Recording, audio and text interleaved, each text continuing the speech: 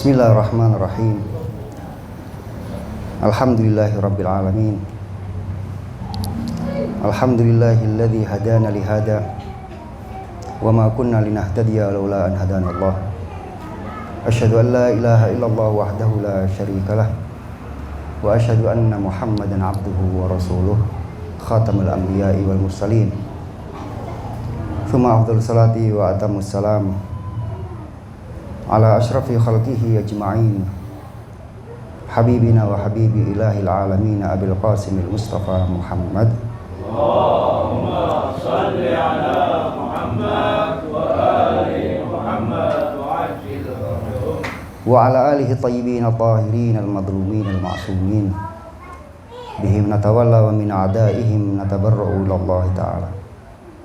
Tsumma ridha wa ridwan ala ashabihil mayamin al-muntajabin. Bismillahirrahmanirrahim.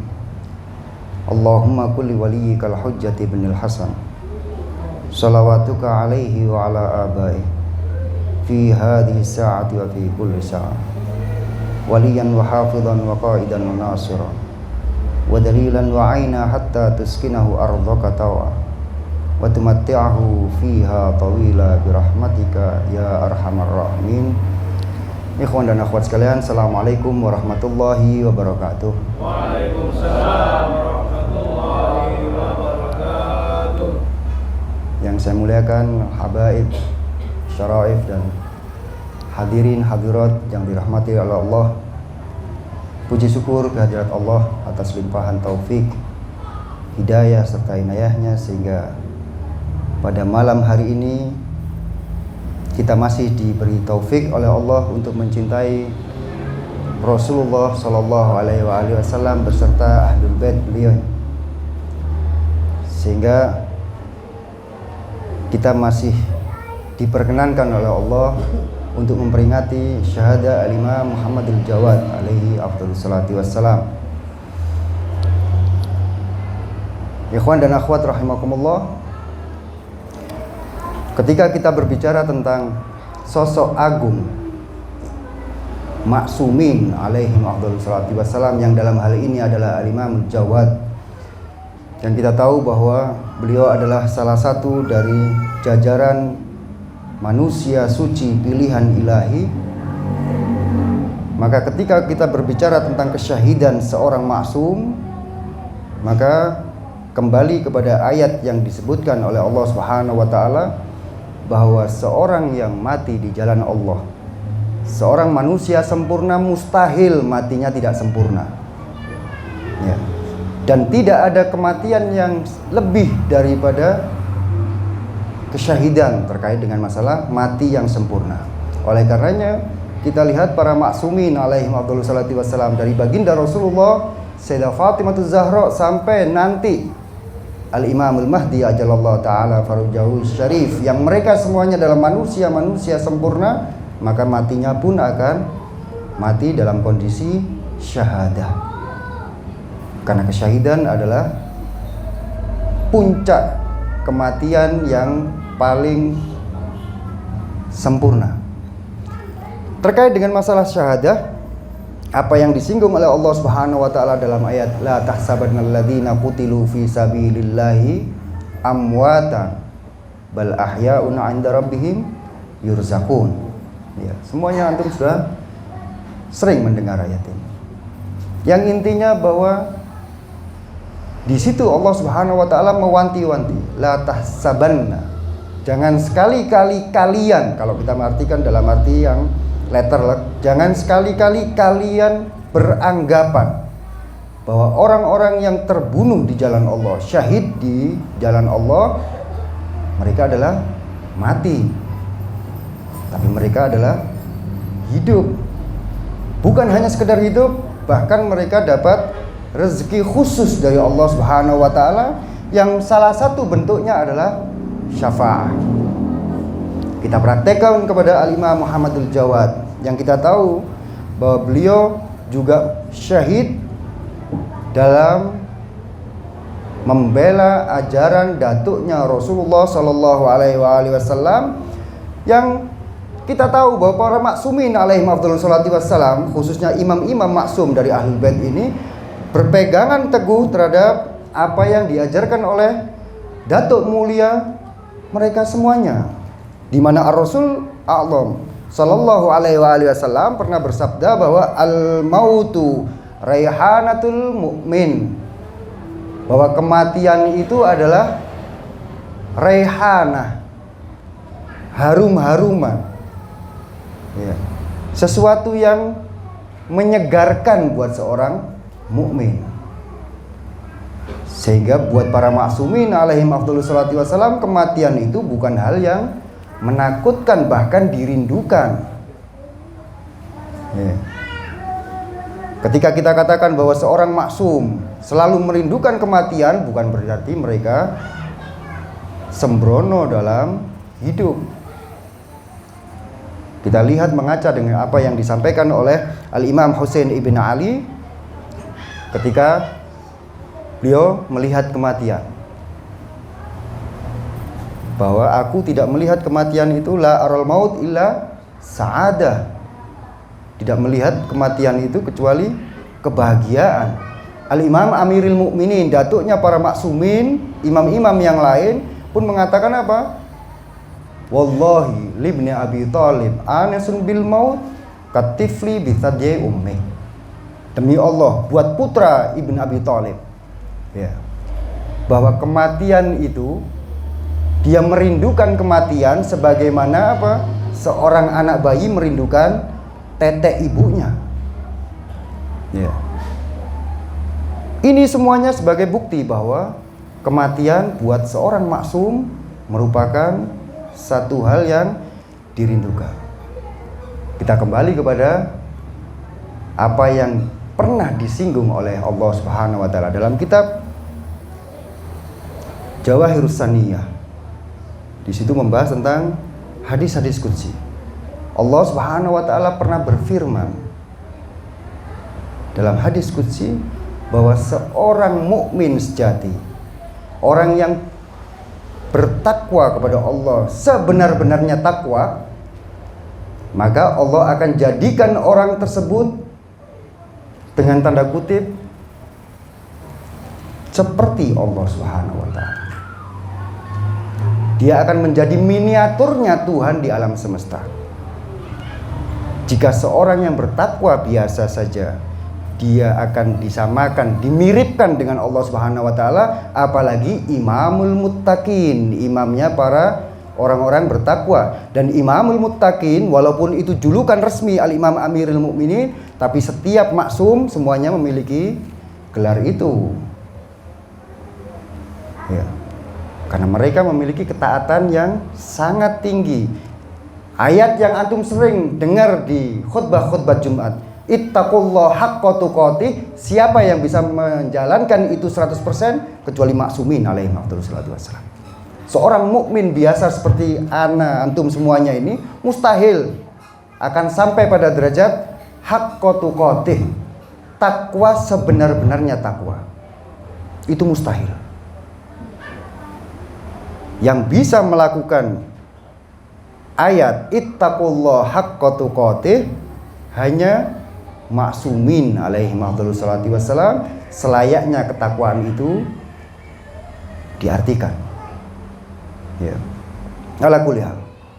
Sehingga Imam Ja'far bin Muhammad As-Shadiq mengatakan bahwa ayat ittaqullah haqqa tuqatih sudah dihapus, dan untuk kalian orang-orang biasa bukan maksum, kita diperintahkan untuk menjalankan apa yang disebutkan di dalam Al-Quran, ittaqullah mastata'tum, bertakwalah kalian semampu kalian, ya. Jadi perintah haqqa tuqatih hanya para maksumin saja yang bisa menjalankan. Nah, berkaitan dengan masalah ketaatan kepada Allah Subhanahu wa taala sehingga sampai pada derajat sebaik-baik dan sebenar-benarnya takwa, Allah Subhanahu wa taala berfirman dalam hadis qudsi,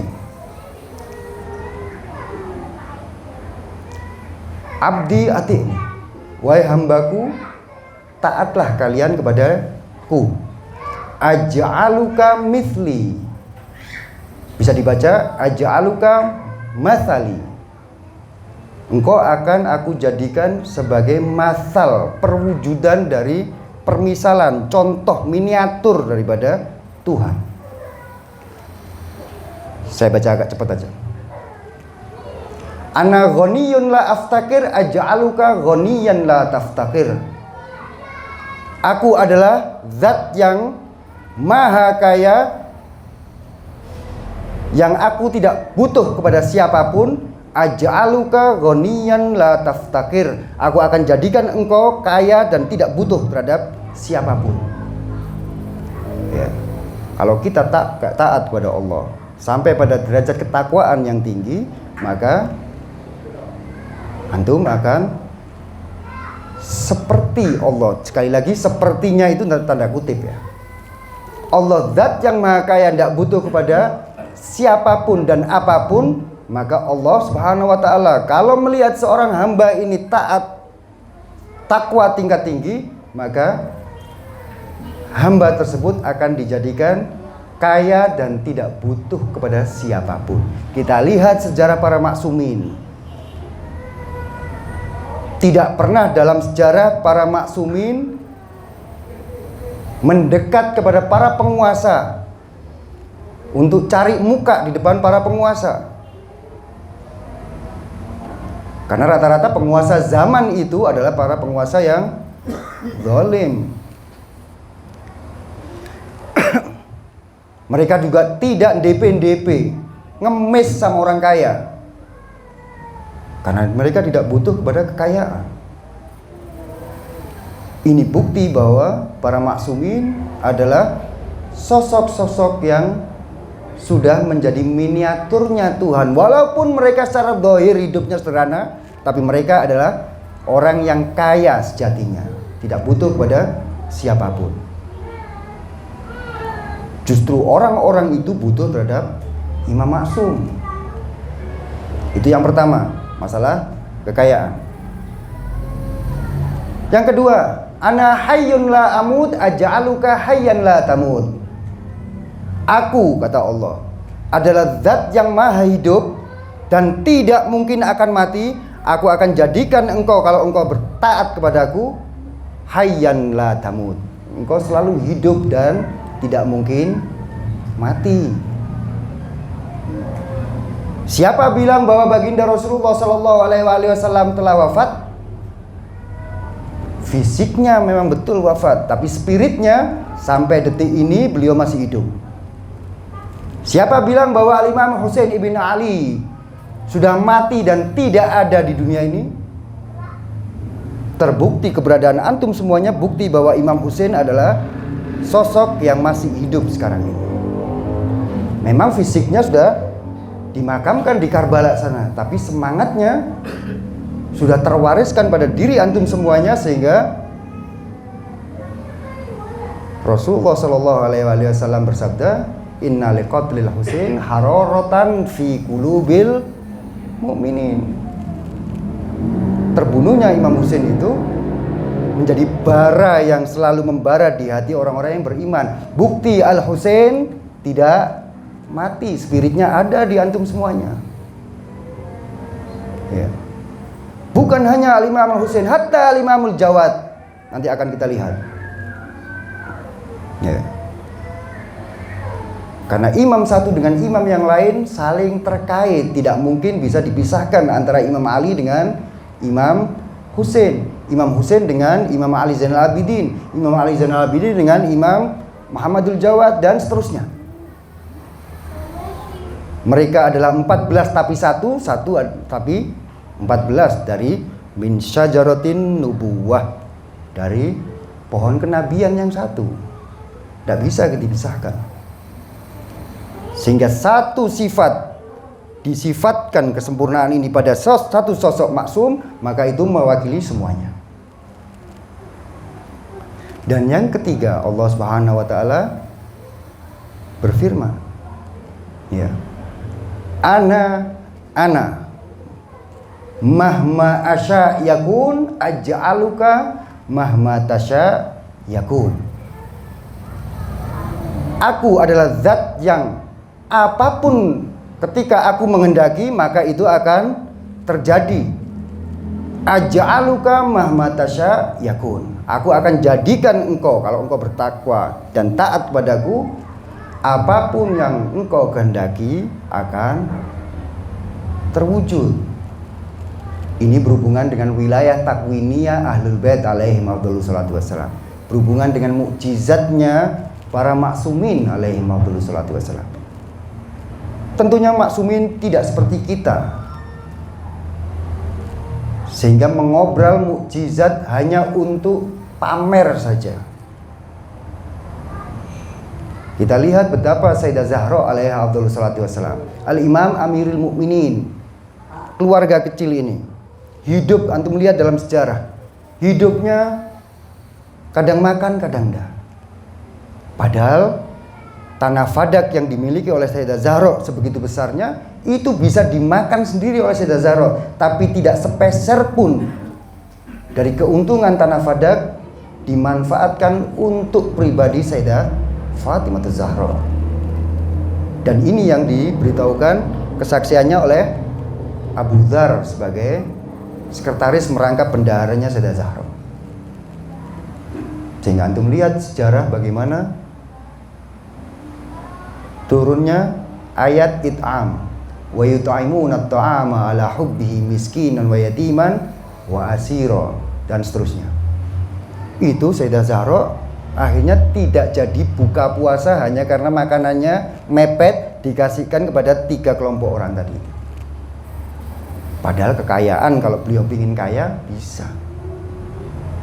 Al-Imam Amirul Mukminin yang saat itu memiliki pembantu yang namanya Fiddah Al-Hindi, ya, perempuan dari India sana tapi mukminah, mengabdi di rumahnya Sayyidah Fatimah Zahra, melihat tuannya ini kadang makan kadang enggak, kondisi pakaiannya, hidupnya, semuanya serba mepet. Fiddah Al-Hindi yang memiliki karomah melihat kasihan dengan itu semuanya, dikasih tanah batu, terus dikasihkan Imam Ali, batu itu ternyata berubah jadi emas, disuruh jual untuk makan mereka setiap hari. Al-Imam Amirul Mukminin menjawab, kalau itu memperlakukan hal semacam itu diperkenankan dalam kehidupan kita sehari-hari, saya sehari-hari, sudah mudah itu kita lakukan. Lihat tembok yang ada di rumah. Kalau Fiddah Al-Hindi merubah batu menjadi emas harus dengan sentuhan, Al-Imam Amirul Mukminin hanya memberikan isyarat saja. Fiddah Al-Hindi melihat bahwa semua tembok yang ada di rumahnya Imam Ali menjadi emas dengan hanya tunjuk saja. Tapi Al-Imam Amirul Mukminin tidak mengobrol mukjizatnya hanya untuk kenikmatan duniawi, dan ini bisa dilakukan oleh setiap maksum, bukan Imam Ali saja. Ya. Ala kulli hal, ketika kita yakini bahwa para maksumin alaihim afdhalus salatu wassalam, mereka memiliki kemuliaan dan keagungan semacam ini, mereka selalu hidup dalam diri kita masing-masing. Semangat mereka masih terus ada di dalam diri kita. Makanya kenapa Rasulullah SAW mewakili semua maksumin setelah beliau. Beliau katakan, ya, dan ini diriwayatkan dari Al-Imam Ja'far ibn Muhammad As-Shadiq alaihi afdhalus salatu wassalam. Beliau pernah menjelaskan, man zarona fi mamatina, barang siapa yang menziarahi kami Ahlul Bait ketika kami sudah mati, faka'annama zarona fi hayatina, maka seakan-akan dia menziarahi kami di masa hidup kami. Tidak ada bedanya antara kita menziarahi Rasulullah ketika kita sezaman dengan beliau dan datang ke rumah beliau, dengan kita menziarahi entah kita datang langsung ke Madinah atau dari rumah antum. Semuanya akan dijawab oleh baginda Rasulullah Sallallahu Alaihi Wasallam. Dan ini bukan hanya khusus untuk Rasulullah saja, tapi semua maksumin alaihi afdhalus salatu wassalam. Hatta Sayyidah Fatimah Zahra alaihi afdhalus salatu wassalam yang kita tidak tahu di mana makam suci beliau. Ya.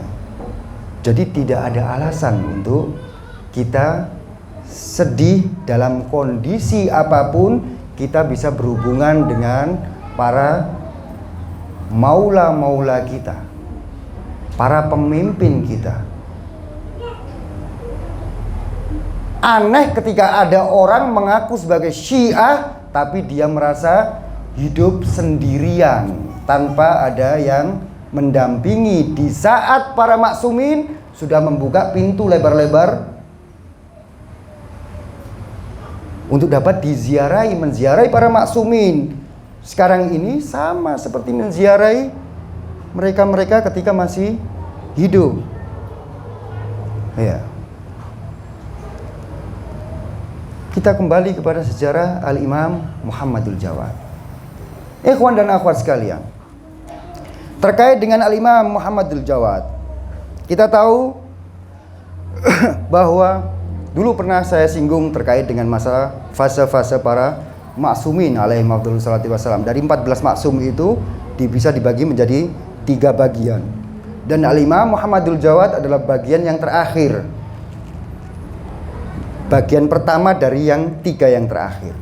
Karena kita lihat dalam sejarah bahwa dari Imam Muhammadul Jawad ke bawah sampai Imam Hasan Askari, bahkan zamannya Imam Al-Mahdi sebelum kegaiban beliau, ini adalah masa kegelapan buat Ahlul Bait alaihi afdhalus salatu wassalam. Maksud daripada masa kegelapan adalah sejarah tidak banyak mencatat tentang imam-imam maksum dari Imam Jawad ke bawah. Kenapa? Karena kondisi para maksumin di zaman itu sangat-sangat berat. Ya, sangat-sangat berat. Sehingga masa sulit semacam itu yang mengakibatkan hatta orang-orang Syiah sendiri, para pengikut Ahlul Bait sendiri yang sezaman dengan beliau, untuk mengakses imam zamannya pun itu sangat sulit. Sehingga dari sini kenapa antum dalam kitab-kitab hadis, baik di Biharul Anwar, Kutubul Arba'ah, mulai Al-Kafi, Malaih Durufaki dan seterusnya, Wasailu Syiah dan seterusnya, antum akan minim sekali dapatkan qala Al-Jawad, berkata Imam Jawad, itu sedikit, minim sekali.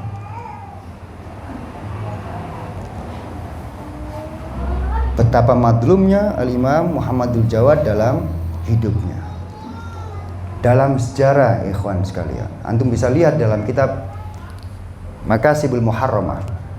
Dalam kitab Makasibul Muharramah. Di situ ada satu riwayat yang membuat kita juga agak ngenes. Ya. Makasibul Muharramah membahas tentang fikih. Dalam kajian di situ salah satu yang diharamkan adalah al-qiyafah. Al-qiyafah itu melihat seseorang dengan bentuk wajahnya. Ya. Orang wajahnya kayak gini berarti dia gini, gini semacam ini. Dalam sejarah, satu-satunya imam yang diragukan keimamahannya hanya karena faktor fisik adalah Al-Imam Muhammadul Jawad. Ya. Bahkan sebagian Syiah sendiri yang mengklaim sebagai pengikut Ahlul Bait sempat termakan dengan omongan-omongan semacam ini. Karena kita lihat dalam sejarah, di kitab itu disebutkan, Kitabul Makasibul Muharram. Itu fikih argumentatif kalau di Hauzah. Awal, ya pertengahan fikih argumentatif. Ya. Di situ dijelaskan bahwa Al-Imam Muhammadul Jawad berbeda dengan ayahnya, berbeda dengan datuknya, yang semuanya mukanya sangat menarik dan wajahnya putih. Sementara dalam riwayat disebutkan Al-Imam Muhammadul Jawad itu warna kulitnya asmar. Asmar itu yamil ilas sawad, ya, cenderung hitam. Maksudnya ya sekarang kayak antum-antum ini semuanya lah, apa namanya, sawo mateng, ya. Sementara ayah beliau putih, datuk beliaunya putih. Kan imam-imam usianya enggak panjang-panjang, sehingga ada yang sezaman dengan beliau, mbah-mbahnya itu. Sehingga Al-Imam Muhammadul Jawad karena warnanya gelap semacam ini diragukan bahwa ini adalah anaknya Ali Ar-Ridha. Sementara Imam Ali Ar-Ridha wajahnya putih dan menawan. Ini walaupun menawan tapi warnanya asmar, sehingga banyak orang meragukan jangan-jangan ini bukan putranya Ali bin Musa Ar-Ridha. Ya, diragukan ke imamahannya karena diragukan beliau sebagai anaknya Imam Ali Ar-Ridha. Sama persis seperti sekarang ini kasusnya. Ya. Antum kan tahu semuanya viral. Habaib diragukan kehabibannya. Itu juga pernah terjadi di zaman imam itu. Ya. Sehingga sebagian orang mendatangkan ahli qiyafah, ya, ahli qiyafah untuk memastikan bahwa ini adalah putranya itu. Ya. Karena dulu tidak ada tes DNA, Beb, ya. Akhirnya didatangkan ahli qiyafah. Ya. Anehnya sebagian orang Syiah yang awam itu termakan dengan orang-orang di luar sana. Ya. Padahal kalau kita lihat prinsip ajaran madhab Ahlul Bait alaihi wassalatu wassalam, bahwa orang mau percaya ataupun tidak percaya bahwa Imam Muhammadul Jawad putranya Imam Ali Ridha ataupun bukan, tidak ada urusan. Karena tidak butuh pengakuan. Ya. Pengakuan sebagian orang sudah cukup, walaupun sebagian lagi mengingkarinya. Tidak perlu mendatangkan ahli qiyafah. Sehingga dari sini akhirnya para ulama kita mengharamkan qiyafah tadi itu. Ya. Nggak tahu saya apakah sekarang ini tes DNA juga diharamkan atas dasar ini atau enggak. Ya. Saya nggak update lagi. Tapi yang jelas bahwa kasusnya hampir mirip. Bayangkan ini seorang maksum saja diragukan bahwa beliaunya kembali nasabnya ke Imam Ali Ridha yang ayah langsung, apalagi Habib sekarang. Itu biasa. Ya. Sejarah telah mengurang dirinya sendiri. Cepat ataupun lambat akan berjalan dengan sendirinya. Ya.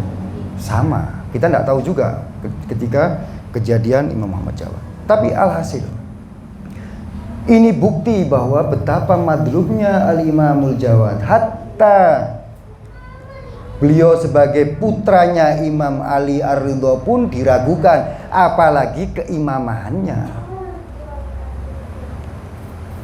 Ya. Imam maksum kita saja dimadlumi semacam itu. Jangan heran ketika antum semuanya sebagai syiahnya pun akan madlum juga. Makanya Al-Imam Ali Zainal Abidin pernah menyatakan, man ahabbana falyasta'id bil bala. Barang siapa yang mencintai kami, maka siap-siap dengan bencana. Ya kan? Siapapun antum. Siapapun antum.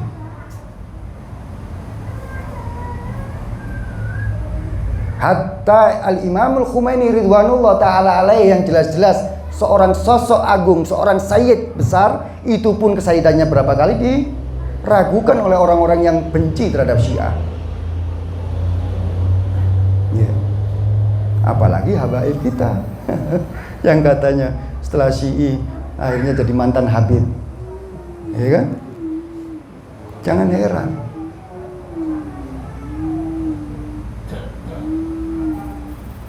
Hasil itu juga sebagai cerminan. Imam kita saja diragukan, imam kita saja dimadlumi, imam kita dihina semacam itu, apalagi kita pengikutnya. Sama, kita juga akan diperlakukan yang sama ya.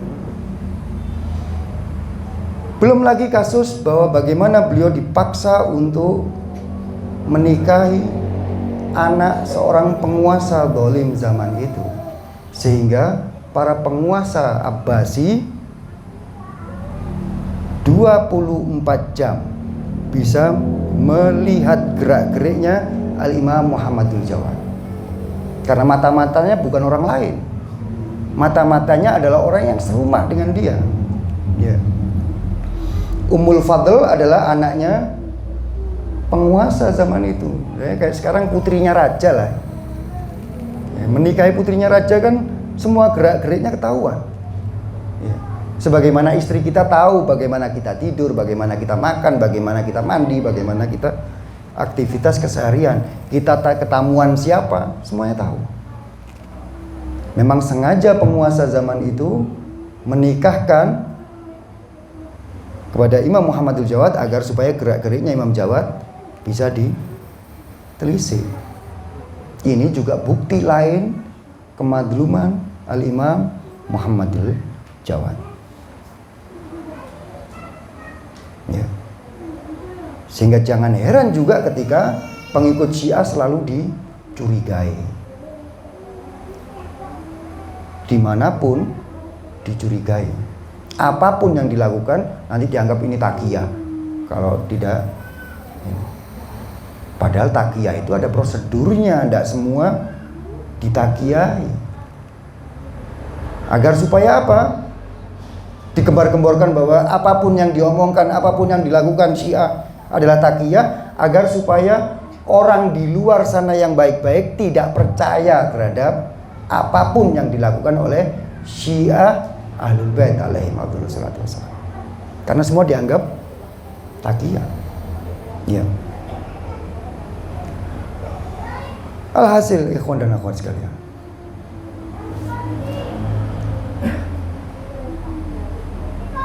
ketika Al-Imam Muhammadul Jawad dalam hidupnya dimadlumi semacam ini, beliau betul-betul madlum, gerak-geriknya dipantau, hubungan dengan para Syiahnya juga dibatasi, sementara beliau memiliki kedudukan yang sangat tinggi dan tugas yang sangat berat.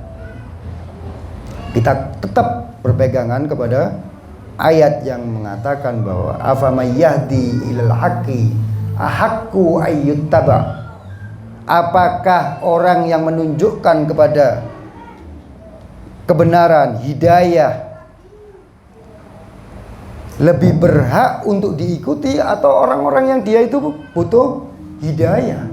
Tentu kita akan mendahulukan yang orang-orang yang mendapat hidayah dan bisa menghidayai. Para maksumin alaihi wassalam kita yakini bukan hanya sekedar manusia sempurna, tapi mereka adalah sempurna dan mampu menyempurnakan yang lainnya. Kalau manusia sempurna banyak, insan kamil itu banyak, tapi insan kamil wa mukammil itu tidak banyak. Dan para maksumin dari Rasulullah sampai Al-Imamul Mahdi adalah semulia-mulianya, sesempurna-sempurnanya insan kamil wa mukammil ya. Sehingga apa yang disinggung oleh Allah dalam surat Yunus tadi, mereka adalah orang yang mendapat hidayah khusus dari Allah dan mampu memberikan hidayah kepada yang lainnya. Mereka sendiri adalah cahaya, mampu mencahayai kita semuanya ya. Repotnya banyak orang-orang di luar sana, mereka tidak tahu, tidak bisa menghargai cahaya yang dibawa oleh mereka-mereka ini, sehingga ibarat yang dibawakan oleh Syahid Murtadha Mutahhari, ibaratnya dikasih lampu dipecah, kasih lampu lagi dipecah, kasih lampu lagi dipecah ya. Mereka adalah utusan-utusan Allah Tapi mereka manusia banyak yang zalim. Sehingga sekarang kita di akhir-akhir masa penantian Saibuz Zaman ini, kita dalam kegelapan. Walaupun lampu banyak, tapi kita dalam kegelapan. Sampai betul-betul masyarakat nanti akan merindukan cahaya ilahi yang dibawa oleh maksum yang terakhir, Al-Imam Mahdi ajalallahu ta'ala farujahu syarif. Ya. Ini berkaitan dengan Al-Imam Muhammadul Jawad pun. Ya. Kita lihat dalam sejarah beliau bahwa bagaimana kita lihat dalam kehidupan Al-Imam Muhammadul Jawad, walaupun kondisi beliau yang sangat sulit semacam ini, dan itu adalah masa kegelapan. Dari Imam Jawad nanti turun ke Imam Ali Al-Hadi, ya kan?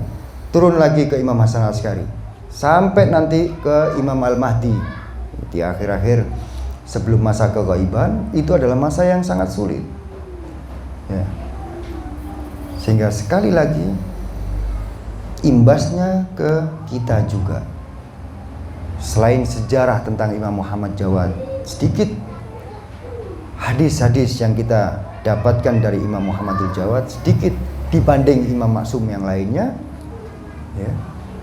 Tapi sesulit apapun, ini yang harus kita pelajari dalam kehidupan Imam Muhammadul Jawad, khususnya di akhir-akhir hayat beliau, bahwa sesulit-sulitnya kondisi beliau, tapi beliau tetap bisa menjalankan fungsi imamah dengan baik. Pertanyaannya, dengan strategi apa Imam Muhammadul Jawad dalam kondisi sesulit semacam itu, tapi beliau tetap menjadi guru buat para manusia yang hati nuraninya dan nalarnya tetap jalan, itu masih bisa diambil hikmahnya. Strategi ini yang harus kita pelajari, sehingga dalam kondisi apapun, sesulit apapun yang dihadapi oleh Syiah Ali Muhammad, maka kita bisa mengaca dari kehidupan beliau-beliaunya ini. Tentunya kondisi antum akan berbeda-beda. Orang akan diisolasi dari sisi ekonomi, dari sisi sosial, dari sisi kemasyarakatan, ya. Tapi buat Syiah Ahlul Bait yang bisa mengambil hikmah dari pelajaran para imam-imam maksum mereka, pasti akan bisa mengambil hikmahnya, ya. Kita akan lihat sebagai tabarrukan dan tayamunan dari apa yang disampaikan oleh Al-Imam Muhammadul Jawad dalam beberapa riwayatnya yang sampai ke kita. Di sini Al-Imam Muhammadul Jawad pernah menyinggung tentang tugas kita semuanya sebagai orang-orang yang mukmin, orang yang berwilayah kepada Ahlul Bait alaihim afdhalus salatu wassalam, ya. Kita sampai pada derajat keimanan yang cukup baik dibanding sebagian orang di luar sana. Al-Imam Muhammadul Jawad pernah mengatakan bahwa al-mu'min yahtaju ila, bahwa seorang mukmin itu perlu terhadap beberapa hal. Yang pertama, yahtaju ila taufik minallah, ya. Seorang mukmin itu perlu taufik dari Allah. Taufik itu mahal, ikhwan dan akhwat sekalian, ya. Taufik itu anugerah khusus. Ya, antum lihatlah, antum lihat peringatan kelahiran dan syahada Al-Imam Al-Jawad, juga imam-imam maksum yang lainnya. Itu adalah syiar Ahlul Bait. Salah satunya adalah dengan acara syahadah dan wiladah. Dari sini pancaran pewarisan daripada semangat gerakan Ahlul Bait itu salah satunya tercurah di acara-acara semacam ini. Tapi terbukti tidak semuanya ikhwan dan akhwat kita punya taufik untuk datang kan. Kalau mau bicara alasan, banyak sekali alasannya pasti. Untuk mencari alasan tidak harus jadi sarjana, ya kan? Perlu taufik dari Allah. Kita ngaca diri kita masing-masing. Semuanya sepakat kaum muslimin, semuanya kaum muslimin, mau Ahlus Sunnah maupun Syiah, semuanya sepakat bahwa sholatul lail adalah sesuatu yang baik. Tapi ada yang dapat taufik, ada yang tidak dapat. Entah karena capek, entah karena ngantuk, entah karena apapun. Sebagaimana sama mencintai Ahlul Bait pun, semua kaum muslimin sepakat bahwa Ahlul Bait Nabi adalah manusia-manusia mulia setelah baginda Rasulullah SAW. Tapi untuk mengikuti, mencintai, bahkan berkorban untuk Ahlul Bait, tidak semuanya orang dapat taufik di situ. Kalau cuma hanya sekedar klaim saja, semuanya orang bisa mengklaim. Ya. Makanya seorang mukmin sejati adalah dia perlu terhadap taufik dari Allah. Taufik itu juga ada tingkatan-tingkatannya. Antum lihat Sayyidul Imam Khomeini ridwanullah ta'ala alaih. Ya. Sebelum Imam Khomeini banyak sekali ulama-ulama marja' besar zaman itu, tapi tidak ada satupun yang diberi taufik oleh Allah untuk menggerakkan masyarakat Iran untuk bangkit melawan penguasa zalim saat itu. Tapi hanya Imam Khomeini yang mendapat taufik dari Allah. Ada apa dengan Khomeini? Ini yang menjadi pelajaran buat kita. Kenapa seorang sosok Sayyidul Imam Khomeini saja yang diberi taufik, sementara ulama-ulama yang lain tanpa mengurangi rasa hormat kita kepada mereka, mereka tidak dapat taufik seperti Al-Imam Khomeini. Ya. Alhasil, seorang mukmin, kata Imam Muhammadul Jawad, yahtaju ila taufik minallah. Taufik dari Allah yang pertama. Makanya kita selalu meminta taufik dari Allah. Buat kita-kita khususnya yang sudah umurnya di atas 40, taufik dari Allah yang kita minta adalah apa? Husnul khitam. Ya. Walaupun anak muda pun perlu juga husnul khitam. Husnul khitam tahu ya? Mati tetap dalam kondisi cinta sama Ahlul Bait. Karena belum tentu kita yang sekarang ini mengklaim sebagai pecinta Ahlul Bait, matinya dalam kondisi cinta sama Ahlul Bait. Boleh jadi nanti cinta sama harta benda kita. Makanya doanya para ulama-ulama kita adalah husnul khitam. Iya. Itu juga taufik dari Allah. Ya. Yang selanjutnya, wa wa'idin min nafsih. Yang diperlukan seorang mukmin yang kedua adalah dia dapat apa? Wa'id, nasihat dari dirinya. Ya. Ikhwan dan akhwat sekalian, manusia punya fitrah, punya hati sanubari, hati kecil. Yang hati kecil itu tidak mungkin bohong. Coba antum cek, kita cek diri kita masing-masing. Ketika kita melakukan maksiat dengan sadar, pasti kalau kita tanya pada hati nurani kita yang paling dalam, kita akan mengatakan itu tidak enak, itu tidak bagus. Ya. Dan ini yang selalu menasihati kita. Hanya saja seringnya kita ini tidak peka terhadap teriakan hati nurani, atau sengaja tidak mau mendengarkan hati nurani kita. Karena ego kita terlalu tinggi, sehingga kita akhirnya terjerumus kepada maksiat. Padahal ini adalah hujjah Allah. Salah satu hujjah Allah adalah hati nurani selain nalar yang kita miliki. Ya. Wa wa'idin min nafsi maksudnya itu. Apapun yang kita lakukan, yang akan kita lakukan, apakah itu ketaatan atau kemaksiatan, ketika dihadapkan pada pilihan itu, tanya pada hati kecil antum. Ayat riwayat itu hanya mengingatkan saja, sementara yang ini yang hujjah yang dalam diri kita itu yang bicara kepada kita langsung.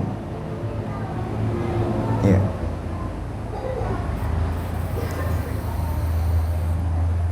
Ini yang langsung kepada diri kita. Hatta ayat jelas, riwayat jelas, kalau itu hanya sekedar teori, tidak ada fungsinya. Kita cek saja. Antum insya Allah semua yang ada di sini punya HP lah.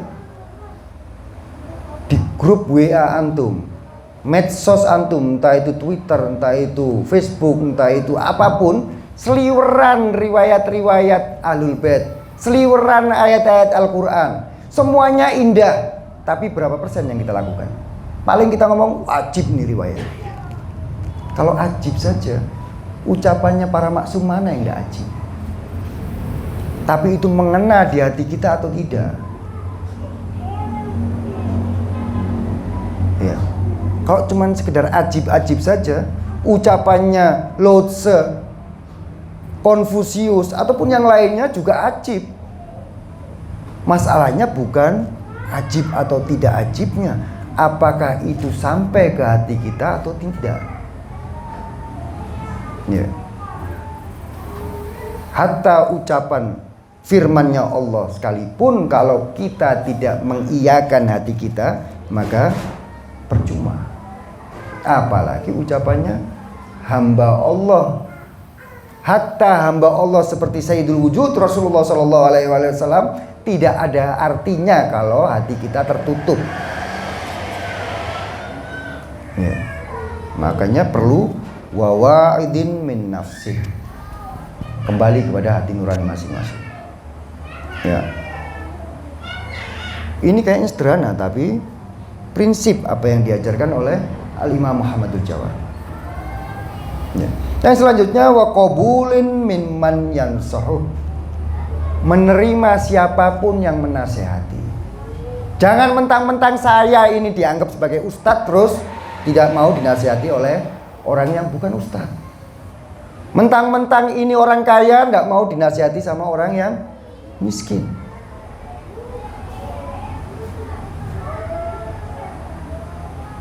Itu juga harus jadi bahan pertimbangan kita. Nasihat, kalau kita bicara tentang nasihat, siapapun itu selama nasihatnya tidak bertentangan dengan realita dan tidak bertentangan dengan apa yang diajarkan oleh Allah dan Rasulnya, itu harus kita terima. Siapapun. Tentunya kita yang juga menasihati saudara kita pun dengan cara yang santun. Jangan seperti sekarang, bagaimana nasihat menasihati, apalagi sudah tahun politik semacam ini, tendensinya macam-macam, caranya juga kasar sebagian, medsos itu sudah tidak ada lagi sekat-sekat yang ada, sehingga siapa ngomong apa itu kayaknya sudah tidak ada batasan lagi. Cuman kita sebagai pengikut Ahlul Bait alaihim afdhalus wassalam harus tunjukkan bahwa bagaimana kita bisa menerima itu. Tidak ada kata sempurna buat kita semuanya. Ya.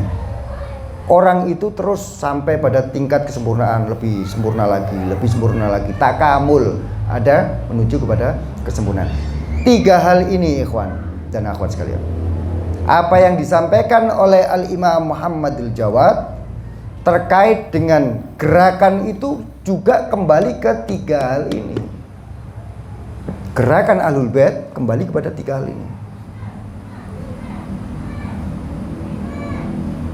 Apapun yang harus kita lakukan, kembalinya ke sini. Dan ini kunci kesuksesan Al-Imam Muhammadul Jawad. Ya. Satu lagi yang menjadi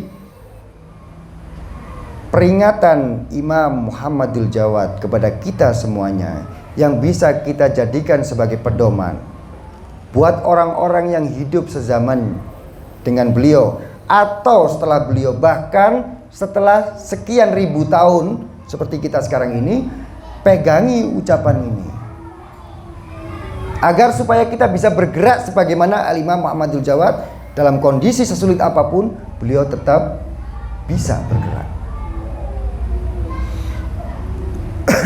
Apa kata Imam Muhammadul Jawad? Beliau katakan, man asgha ila natiqin faqad abadah. Barang siapa yang dia itu mengikuti ucapan seseorang, maka dia telah otomatis menyembahnya. Kemudian saya mengikuti ucapan antum, ya, berarti saya telah menyembah beliaunya.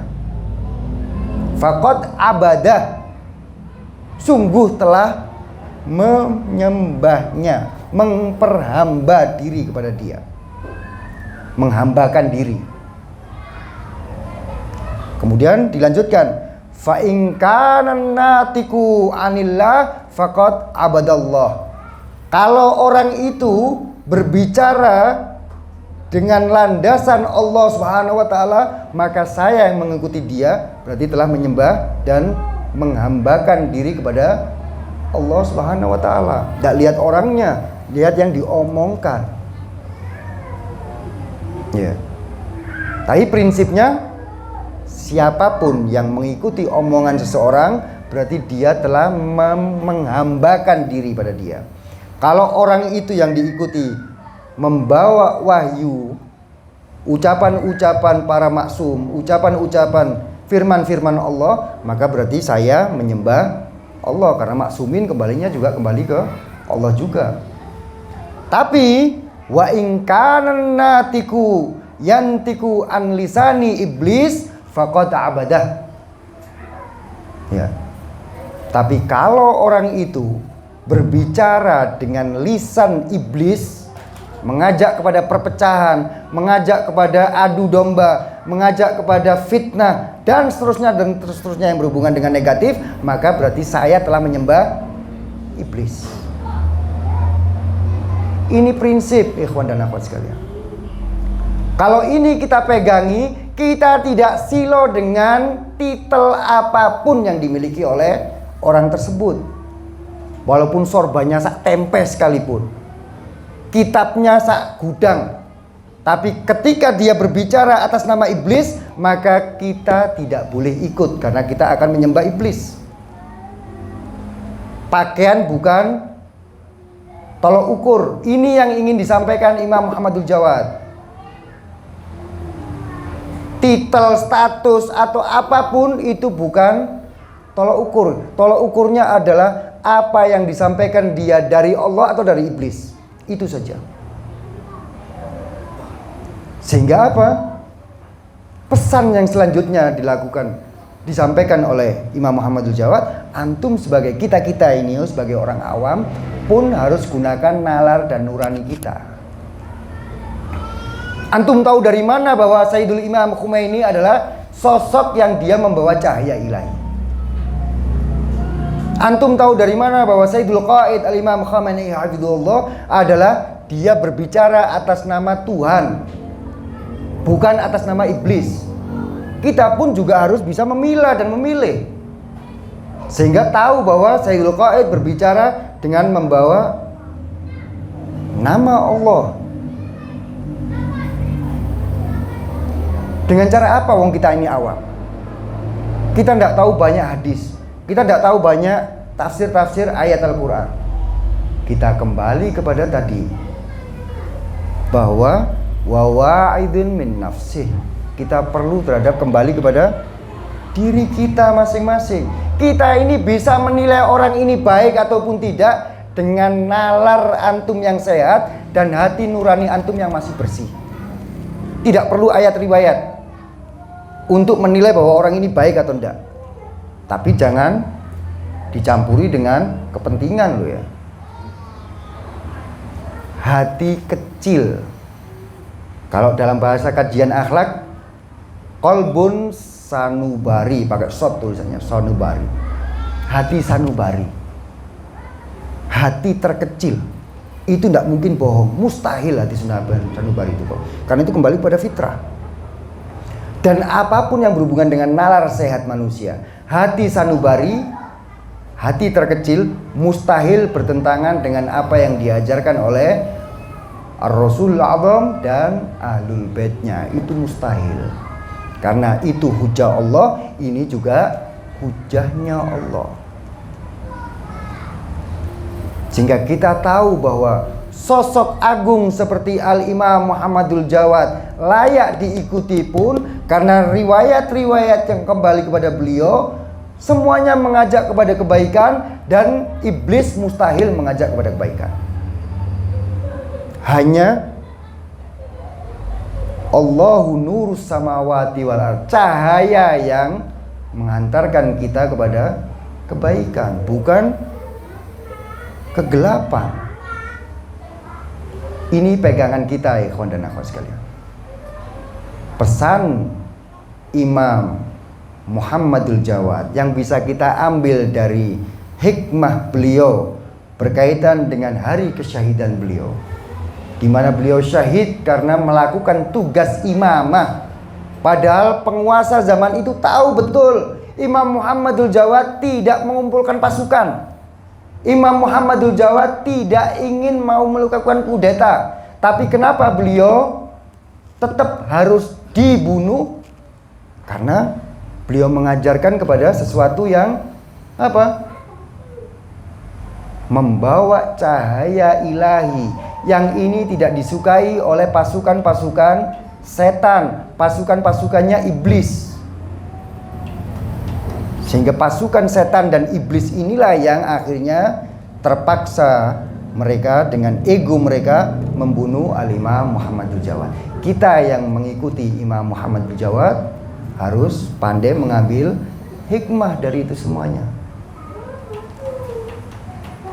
Imam Jawad ingin mengajarkan kepada kita, kalian kalau menjadi syiahku jangan jadi syiah yang polos, gunakan nalar yang baik, hati nurani yang baik untuk mengetahui bahwa ini layak diikuti ataupun tidak. Jangan silo dengan hal-hal yang sifatnya dohir, yang mata ini sering membohongi hakikatnya.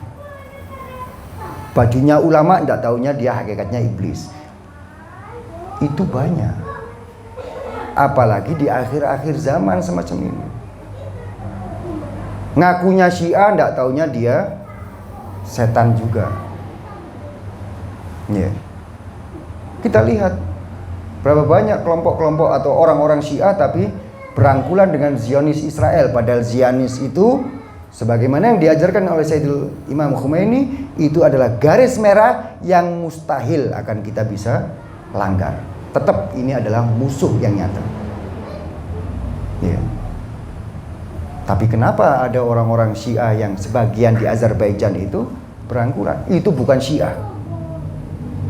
Karena Ahlul Bait alaihim afdhalus sholati wassalam tidak pernah mengajarkan kita berangkulan dengan musuh kita. Karena prinsip ajaran Ahlul Bait alaihim afdhalus sholati wassalam adalah at-tawalli wat-tabarri. Di mana kawan kita dan di mana musuh kita. Al-Imam Muhammadul Jawad beserta para datuk mulia beliau sudah mengajarkan ini semuanya. Ya. Ini yang pesan yang bisa kita ambil pada pelajaran dari Al-Imam Muhammadul Jawad. Semoga Allah Subhanahu wa taala menjadikan kita sebagai pecinta-pecinta sejati Al-Imam Muhammadul Jawad, dan kita memohon kepada Allah agar supaya diperkenankan oleh Allah dan mendapat taufik dari Allah untuk menziarahi beliau di dunia dan mendapat syafaat beliau di akhirat kelak. Billahi taufiq wal hidayah war ridha wal inayah wal afu minkum. Assalamualaikum warahmatullahi wabarakatuh.